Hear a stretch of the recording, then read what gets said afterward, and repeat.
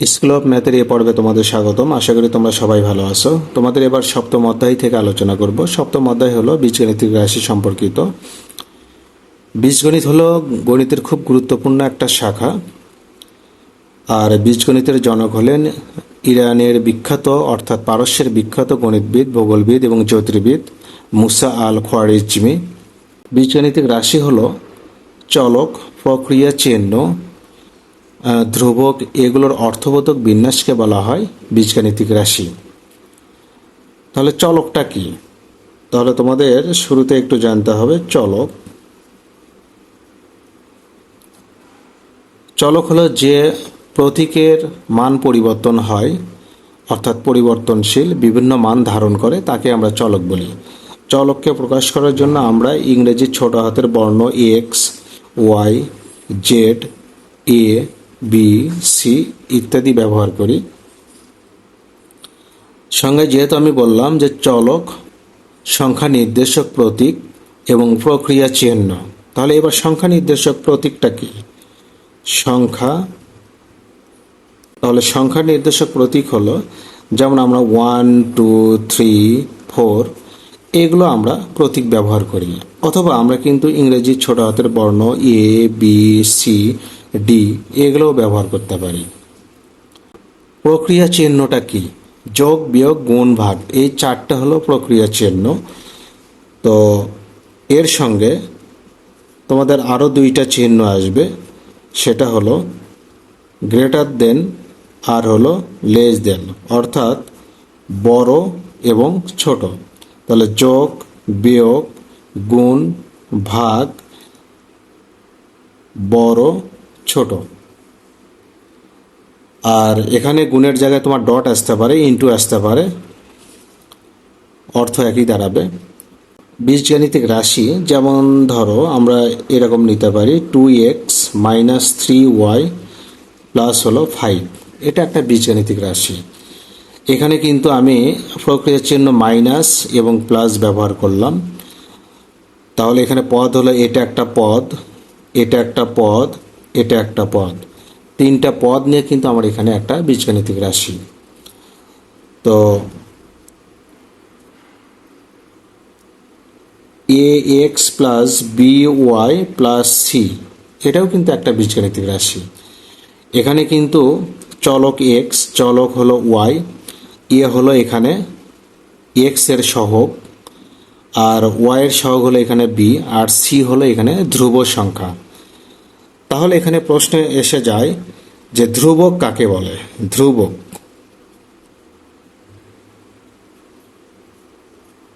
যার মানের কোনো পরিবর্তন হবে না, যেটা স্থির, সব জায়গায় যার মান একই থাকবে, সেটা হলো ধ্রুবক। যেমন তোমাকে যদি বলা হয় তোমাদের ক্লাসে ছাত্র ছাত্রীর সংখ্যা হলো 70 জন, তাহলে কিন্তু তুমি এখানে কিন্তু ওই 70 জনকেই তুমি কিন্তু স্থিরভাবে নেবে। তুমি কিন্তু কখনোই চিন্তা করবে না যে 69 বা 71, তুমি কিন্তু তা চিন্তা করবে না। তুমি কিন্তু সরাসরি চিন্তা করবে আমাদের ক্লাসে ছাত্রছাত্রীর সংখ্যা হলো 70 জন।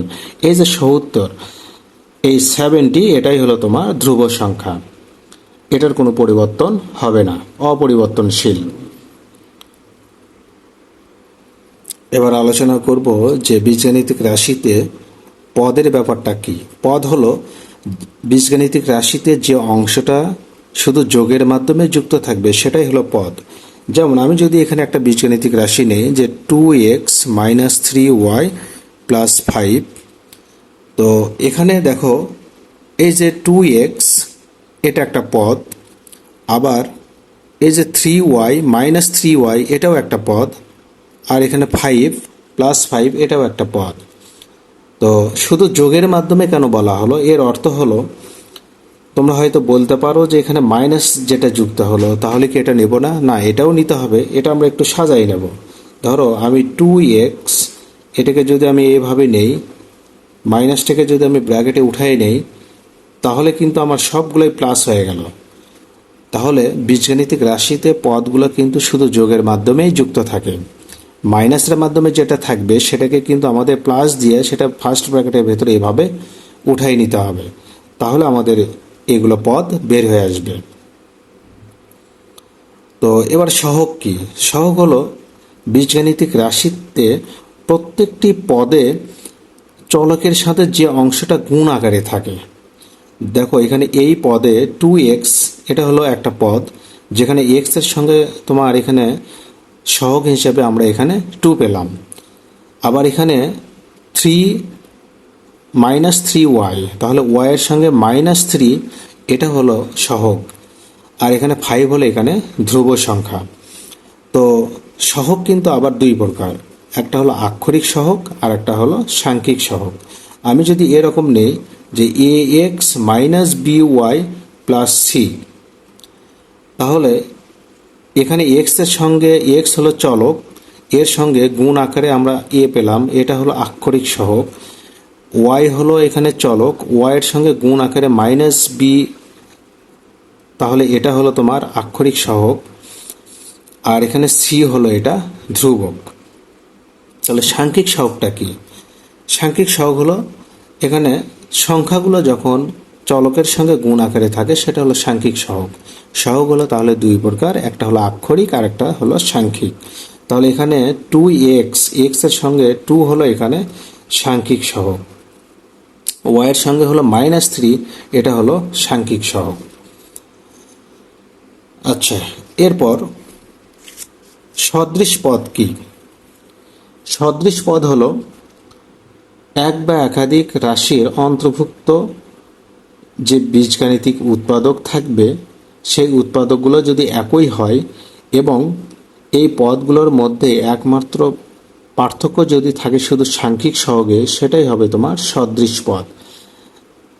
এখন আমি একটু সংক্ষেপে বলি, যখন কোনো বীজগাণিতিক রাশিতে তোমার পদগুলোর ক্ষেত্রে যখন দেখবে যে চলক হলো তোমার একই, বা চলক সবসময় তোমরা পদগুলোতে একই পাবে, এখন সহগ এখানে যদি ভিন্ন হয় তাহলে তখন আমরা বলবো সদৃশ পদ।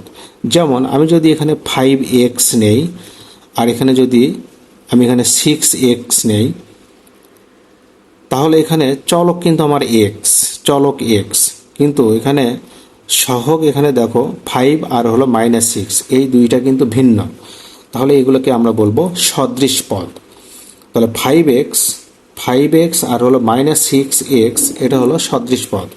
এখানে চলক মানে বীজগাণিতিক যে উৎপাদক সেটা হলো x, এখানে x হলো একই মানে অভিন্ন, আর এখানে সহগ হলো এখানে ভিন্ন।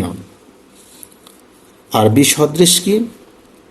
তোমার যখন চলকই তোমার ভিন্ন হবে, যেমন আমি যদি নেই এখানে 5ab আর নিলাম হলো 6a, তাহলে এখানে বীজগাণিতিক যে উৎপাদক সেটা হলো ab, আর এখানে হলো শুধু a, এই দুইটা কিন্তু ভিন্ন, এই দুইটা কিন্তু এক নয়।